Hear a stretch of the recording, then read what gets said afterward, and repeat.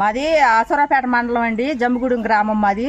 మేము బొత్తికి ఏమీ లేని వాళ్ళం అండి. 15 ఇళ్ళు వచ్చినాయి అన్నారు కానీ ఎవరికి వచ్చినాయో ఎవరికి రాలేదో మాకేమీ చెప్పట్లేదండి. గ్రామ సభలకు కూడా పెట్టట్లేదు, ఎవరికి చెప్పట్లేదు. ఏం జరిగిందో మాకు చెప్పట్లేదు.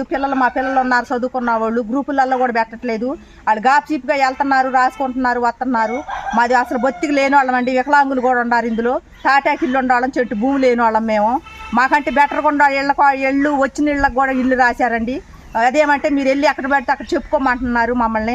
రమేష్ గారి దగ్గరికి కూడా వెళ్ళివ్వండి. మేము వెళ్ళినా కూడా అక్కడ కూడా మాకు వెళ్ళి మళ్ళీ ప్రెసిడెంట్ని అడగమన్నారు. మళ్ళీ వస్తే ఆ ప్రెసిడెంట్ కూడా కలవట్లేదు. ఎవరికి చెప్పుకుంటారు చెప్పుకోండి అంటున్నారు. మేము ఎవరికి చెప్పుకోవాలి? మాది అదే ప్రభుత్వం అండి, మేము వాళ్ళకే వేసిన ఓట్లు. అయినా మేము ఎవరికి చెప్పుకోవాలి మా బాధ? మాకు చెట్టు భూమి లేదండి, తాటాకి ఇళ్ళు, కుర్తున్న ఇళ్ళు. మేము లేని వాళ్ళం.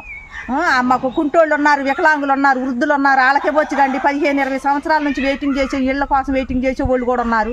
నిన్నగాక మొన్న వచ్చిన వాళ్ళకి చదువుకుంటున్నారండి. అదేమంటే మీ దిక్కుండా కాడ చెప్పుకోమంటున్నారు. మేము ఎవరికి చెప్పుకోవాలి?